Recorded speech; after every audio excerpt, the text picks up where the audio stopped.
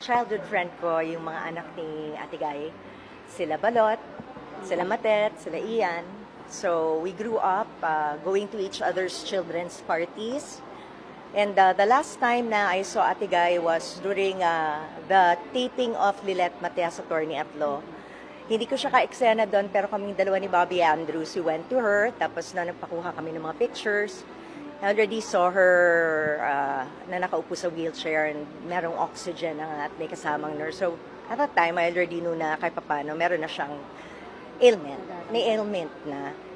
Yes, and then very surprising lang nga kasi dahil the last awards event na pinuntahan ko, which both Miss Pelita Corrales and Ate Guy were both awardees kasama namin ni Miss Imelda Papin during the last Japan Excellence Awards. Hindi sila parehas nakadalo nung time na yun. Then the next day, I found out na si Miss Pelita Corrales already met her demise. And then after how many days, biglang si Ate Guy naman. So nakakalungkot for the Philippines. Nakasama niyo siya sa ilang mga proyekto? Ang dami kong proyekto na nakasama siya. Lola Basyang was one of them. I did a lot of specials with her. At kasama ko rin ang mga kaibigan ko na sila Manilyn at Tina.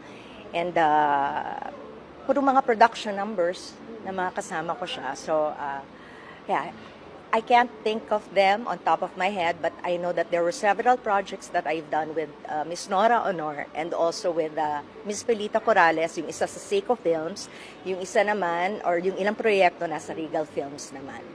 Your fondest memory of Miss Nora Honor, and how would you like her Actually, to be remembered? she's a very warm and funny person kasi pag pumupunta sa shooting set yung mga fans niya ng mga yaya namin sa bahay namin, nakikipagkuha talaga siya ng mga pictures. She's very down to earth. Ganon din siya sa lahat ng mga minamahal niyang mga fans. Tapos noon, she has a very beautiful voice na magandang pakinggan, paulit-ulit, hindi nakakasawa. At ganun din naman kay Miss Pelita Corrales. Very charming person, very entertaining, and I know na sometimes she sings some of my songs like Mr. Dreamboy, kinakanta niya dun sa mga concerts niya. So it's really a big privilege for me na makanta niya, maawit niya kung ano man yung kanta na pinasikat ko. And also a big loss to the A very big loss to the industry kasi mga ilaw na ito ng ating industriya.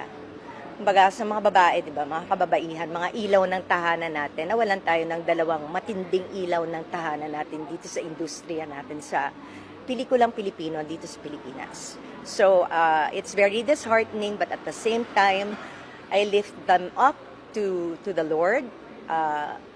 Pati yung mga families nila, I know that this is a big loss. Please know that you are always in our hearts, in our prayers, and may you both rest in peace.